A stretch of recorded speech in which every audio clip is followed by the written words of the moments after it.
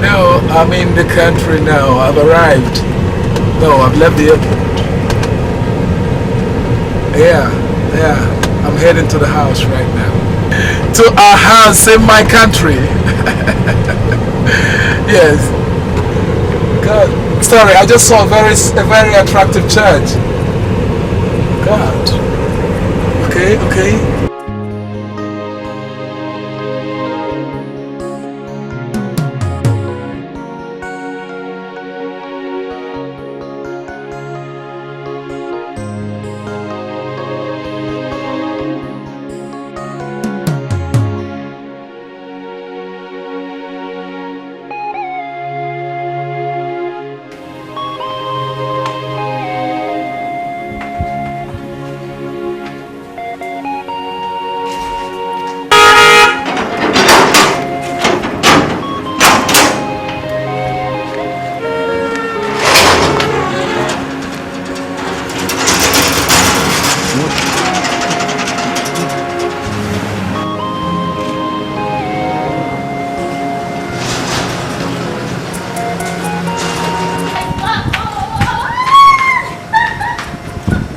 Yes, how are you? I'm fine, thank you, madam. Yes, that's right. Was it this serious? It's well, my sister. It's well. It's well, madam. Hey, It's welcome. well. Thank you, thank you. It's well. Thank you. Jesus Christ. It's okay. It's okay. Serious. It's not as serious as you think. Okay, madam. I'm sorry. Yes, yes, you look good. Oh, good to be home. Who say my country isn't good? Oh my God. Who say my country isn't good? I have a good country here. I have a good country here. Oh, good. Thank you, Jesus.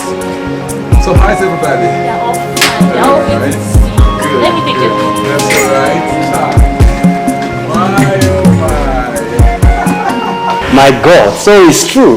No, it's a lie. Hey, I'm not just looking at you right now, I'm just imagining things. Maybe you're lying to yourself because I'm seated right here with you.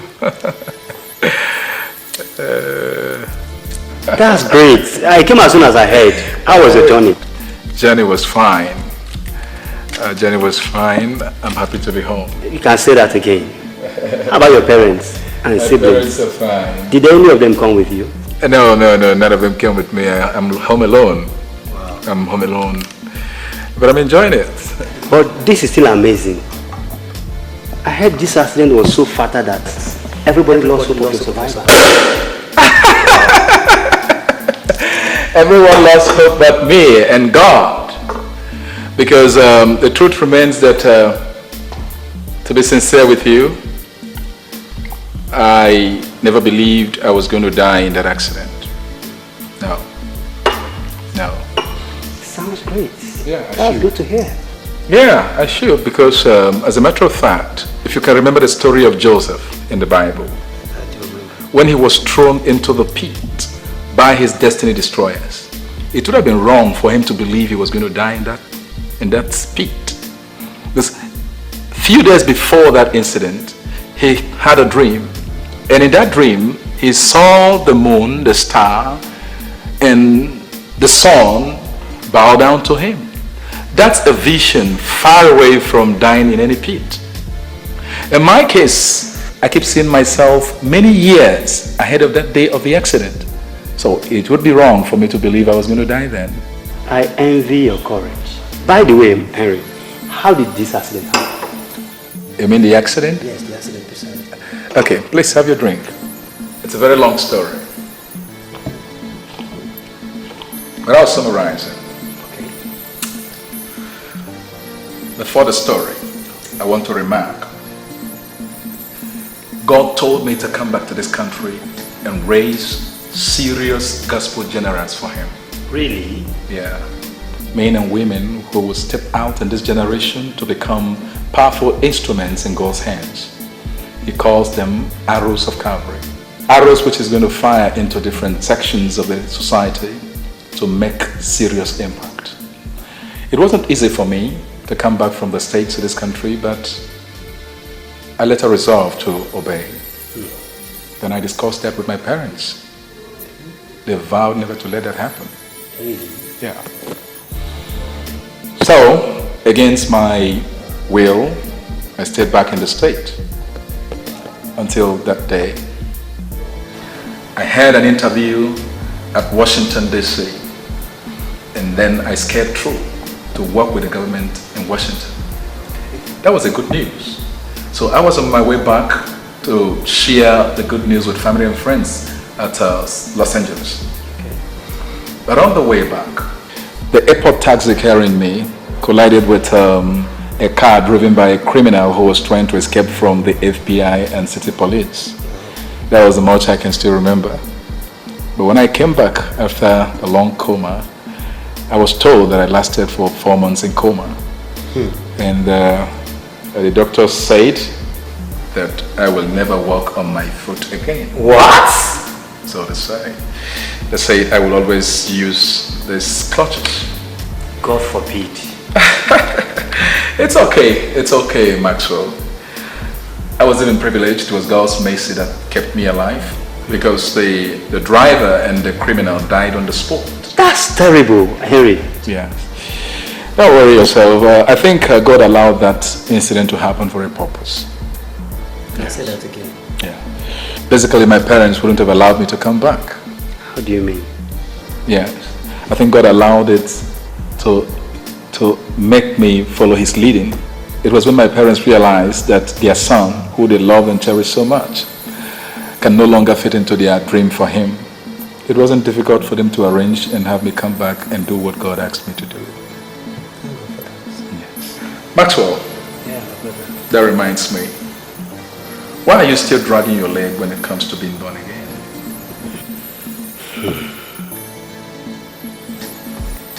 To be honest with you, Henry, I don't really know what is wrong with me. I repent and I backslide again. Then you're definitely one of the millions of people who are not taking the gospel serious, Maxwell. Well, Max, you're my cousin Brad. Yes. And I would like to advise you. Don't allow yourself to respond to God's invitation after a hard lesson. What do you want me to do? I want you to love your soul and eternity more than your body, your flesh, and this world. It says, love not the world, because the love of the world is enmity with God. Close your heart to the voice of Satan and open it up to the voice of the Spirit of God that is knocking at your door all the time. As it's written in Revelation chapter 3, from verse 18 to 22. Look, check it out. Just take a look at it. You have time to read some other time. Revelation chapter 3, you read verse 18 to 22. You can do that at home. But the message out there is that Jesus is standing at the door of your heart and is knocking. He said he needs you to open the heart so that he will come in. It is wrong for you to leave the master outside the house. Okay. All right. How's Mommy Clara? Okay, what about the burden over there? Oh, she went to Paris? Okay, that's all right. It's okay. No. Precisely Nigeria, yeah. Yeah, Nigeria. Hello? All right, I'll talk to you later, okay? Good afternoon, brother. Yes, good afternoon. How are you? I'm fine, thank you. Yes, good afternoon. How are you? Okay, please sit down. Yes. Adam, you keep standing. Miracle. Sir? Who are these good people you brought to the house? Miracle. Okay, Ada here is my roommate. She was the one who snatched the phone to speak to you when you were still abroad. Oh, that's right. Ada was the name. Ada, how are you? I'm fine, sir. How was your journey, sir? Journey was fine. Thanks for asking. God bless you. Bro Ken here is our new school fellowship president. Okay. He was the one who spoke with you on the phone to appreciate you for the support you give to our fellowship. Oh, I remember that. Okay. Bro Kenneth. How is the school fellowship? God is faithful, sir. Okay, good to hear. Sir, we still want to thank you for the support you have been giving to the school fellowship. We are very grateful, sir. It's okay, my brother. Please don't mention. It's just to God's glory, okay? Yes, I'm glad to meet you. Okay, so brother, like I said, Ada here is my roommate. That's right. And since I'll be going to school now from your house, I would like her to come and stay with me. I've already told her about it. She has no choice. She's okay with it. So You want to get my permission? Yes, brother. Permission granted. Yes. Thank you, brother. You're the best cousin in the whole world. You're welcome. Ada, you're welcome, please. Yes, you are welcome. Thank you. Sir, Miracle told us about the house Bible study you are starting. Oh, that's right. And the students in campus are very, very interested, sir. Really? Oh, okay. So we don't know if we can come at our free time. Oh, it's a free program. It's a discipleship class. It's open for all. Please, they can come. You're welcome. Thank you so much, sir. Yes, thank you. And also, sir, we don't know if we can invite you also in our programs in the school. I came back to this country for ministry, okay? I'm free. I'm all yours. Invite me anytime, any day. I'm available. All right. Thank you so much, sir. We are grateful. Thank you. Thank you. Miracle. Yes, brother. Let's try to make them comfortable, serve them some soft drinks and all that. Okay. Make them feel free, okay? Okay. Ada, come. Oh, Praise God. Hallelujah. Praise the Lord. Hallelujah. God is good. All the time. You see, as I've been saying, as an average person who did not study sciences, I can define speed as distance traveled per unit time. In other words, the magnitude of velocity. But those who studied sciences, those who have their focus on sciences, who go beyond that to give us the SI units for measuring speed. That's because they have their focus on sciences. That's exactly where they are focusing. That's the importance of having focus. That's the importance of having target in life. Praise the Lord. Hallelujah.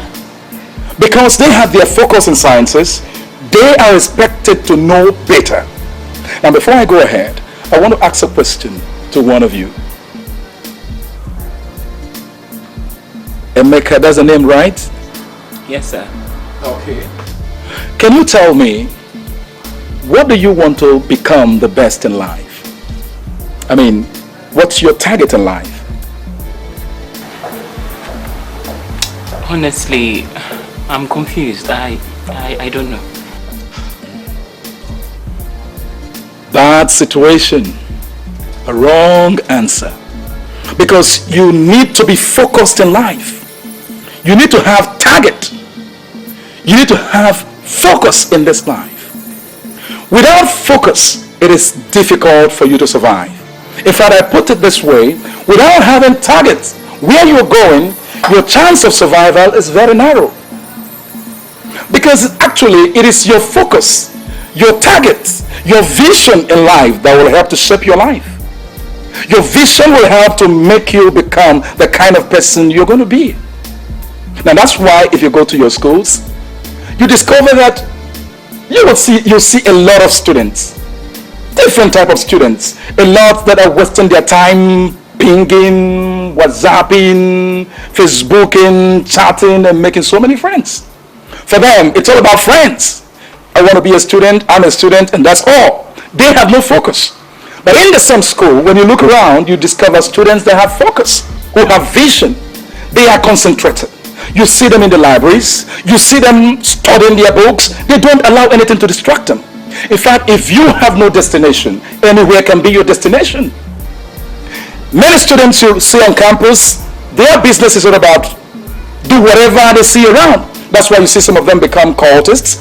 They join cults. They can be in the school for 20 years. That's not their problem. Just I am a student and they're okay. They have no focus.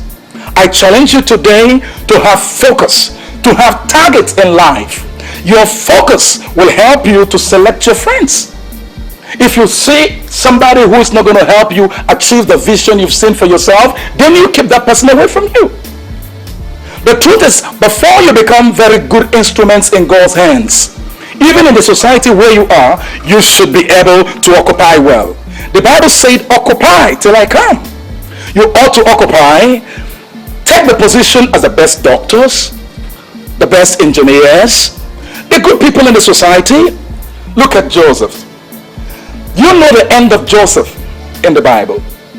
But his end is the product of his vision. He saw himself as a star.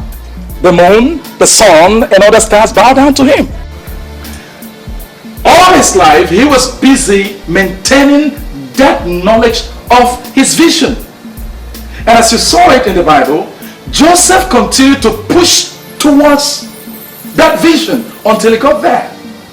If you are focused in life, it is difficult to be distracted. In fact, if you are going nowhere, then anywhere can be your destination, even if it means to be at the river. Hallelujah. Amen. So the message I'm giving you today is to be focused in life. Have target. Have where you're going. The focus, your target will actually give you the speed. If you know where you're going, then you will know the speed you need to meet up to where you're going. It is your focus, is your vision that will shape your life. It's because of your vision that you can choose the kind of people that will be your friends. If you know that this man is a criminal, and I don't want to be a criminal, you won't have a criminal as a friend. Your vision and focus in life will help you to know the kind of friends to keep and how to be committed in your studies and in your education. You are all hoping to be great people in the society. We need to see that by your commitment. I have one more thing. You see, as a human being, God has given you everything you need to fulfill your destiny. God has given you all the equipment required. It's just for you to access them, to connect to them. Those you see on the top are people who have been graced enough to be able to connect to God's provision in their life for greatness. Amen. Hallelujah. And you